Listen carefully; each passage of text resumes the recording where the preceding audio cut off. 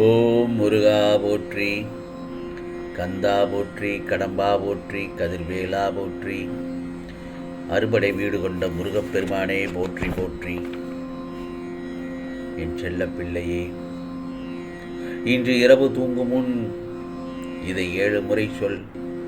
நாளை ஒரு திடீர் திருப்பம் கிடைக்கும். ஆம் செல்லமே, அதை கேட்ட பின்பு ஆனந்த கண்ணீர் விடுவாய். இன்று உன் வாழ்வில் ஏற்பட்ட எல்லா பிரச்சனைகளுக்கும் நீதான் காரணம். என்ன முருகப்பெருமான் எடுத்தவுடனே நீதான் காரணம் என்று சொல்கிறார் என்று நினைக்க வேண்டாம். நீ யோசிக்காமல் செய்யும் செயலால் உனக்கு எவ்வளவு பிரச்சனைகள். உன் கடும் சொற்களால் யார் மனதையும் கஷ்டப்படுத்தாதே. உன் கோபம்தான் உனக்கு முதல் எதிரி என்பதை முதலில் புரிந்து கொள். அதை குறைத்துக்கொள், கோபத்தை குறைத்துக்கொள். ஏனென்றால் நீ வாழும் காலம் சில காலம்தான். இதில் எதற்கு போட்டி, பொறாமை? இருப்பதை வைத்துக்கொண்டு சந்தோஷமாக வாழ பழகு. உனக்கு தேவையில்லாத விஷயத்தை மனதில் போட்டு உழட்டாமல் இரு. நல்ல மனநிலையில் எப்போதும் இரு. உன் எண்ணங்கள் ஒவ்வொன்றாக நிறைவேறத் தொடங்கிவிடும். பிறகு என் செல்ல பிள்ளையே, வாழ்க்கையே அற்புதமானது. இதை முதலில் கொண்டாட கற்றுக்கொள். அன்பு என்கிற விஷயம்தான் அனைத்தையும் இயக்குகிறது. உன் வாழ்க்கையை வழக்கம் போல நகட்டிச் செல்லாமல் சற்று மாற்றித்தான் பாரேன். அனைத்தும் மாறிவிடும். உன் மனம் சஞ்சலப்பட்டு எங்கெங்கோ செல்கிறாய். வாழ்க்கையின் என் நிலை எப்போது மாறும் என்று என்னிடம் புலம்புகிறாய். நிச்சயமாக மாறும். முதலில் உன்னை நீ நம்பு. உன் வார்த்தைக்கு யாரும் மதிப்பளிக்கவில்லை என்று புலம்ப வேண்டாம். சங்கடங்களை நினைத்து சந்தோஷத்தை தொலைக்காதே. லட்சியம் என்று சொல் இல்லாவிட்டால் முயற்சி என்ற சொல்லுக்கே அர்த்தமில்லாமல் போய்விடும் அல்லவா? லட்சியம் என்ற சொல் இல்லாவிட்டால் முயற்சி என்ற சொல்லுக்கு அந்த இடத்தில் அர்த்தமே இல்லாமல் போய்விடும். கவலையும் கண்ணீரும் யாருக்கும் நிரந்தரமில்லை. ஒருவர் தோல்வியில் வீழ்ந்து கிடக்கும்போது ஆறுதலான வார்த்தையை அன்பாக கூறிப்பார். அதை விட புண்ணியம் வேறு எதுவுமே இல்லை. ஆகவே நீ வாழ்க்கையில் உயரும் நேரம் வந்துவிட்டது. இனி நீ செல்லும் பாதை வெற்றி பாதை. அதில் வெற்றி கனியை சுவைக்கப் போகிறாய். நீ நினைத்ததெல்லாம் நடக்கும் நேரம் வந்துவிட்டது. ஆம் செல்லமே, வெகு விரைவில் அனைத்து காரியங்களிலும் வெற்றி கிட்டும் நேரம் இது. நிச்சயமாக நாளைய பொழுது உனக்கு நல்ல பொழுதாகத்தான் விடியப் போகிறது. உன் வாழ்க்கையில் இதுவரை நீ பயணம் செய்த பாதையை பார்த்து கொண்டுதான் இருக்கிறேன். சந்தோஷம், நிம்மதியை விட கஷ்டமும் கண்ணீரும் இருப்பதை என்னால் உணர முடிகிறது. அதற்கு நான் நிச்சயமாக நியாயம் வழங்குவேன். முருகா, என்னிடம் நீ கேட்கிறாய் என்னவென்று. உன்னை பிறர் கேலி பேசுகிறார்கள், குறை கூறுகிறார்கள், அவமரியாதையாக பார்க்கிறார்கள் என்றெல்லாம் கவலைப்படாதே.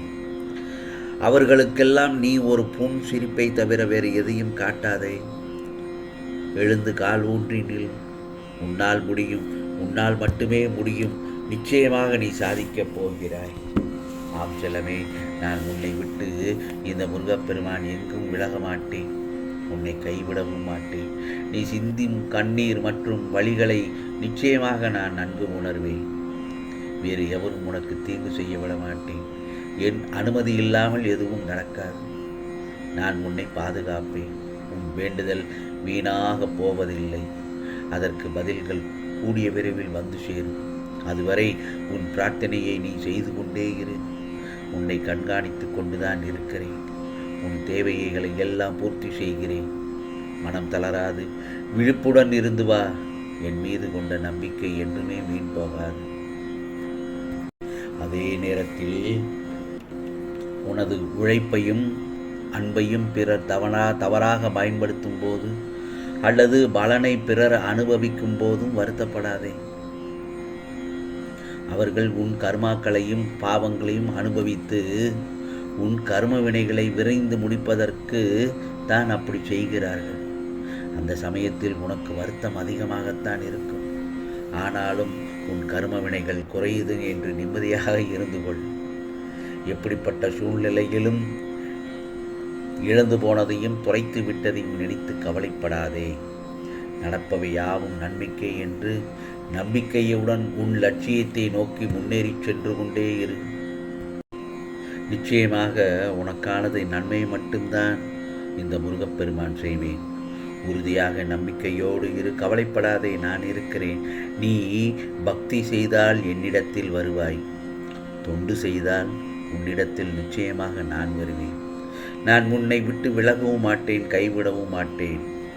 ஆம் செல்லமே, சோர்ந்து போகாதே, கவலைப்படாதே. நிச்சயமாக உன்னை விட்டு நான் பிரிய மாட்டேன். இந்த முருகப்பெருமானை நம்பியுள்ள என் பக்தனுக்கு நான் என்ன கேட்டாலும் தருவேன்.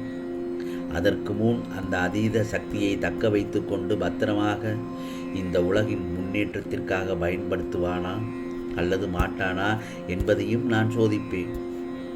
நான் சோதிப்பதில் உன்னுள் பொறுமை, நம்பிக்கை இருந்தால் உனக்கு வேண்டியன எல்லாம் நான் கொடுத்து கொண்டே இருப்பேன்.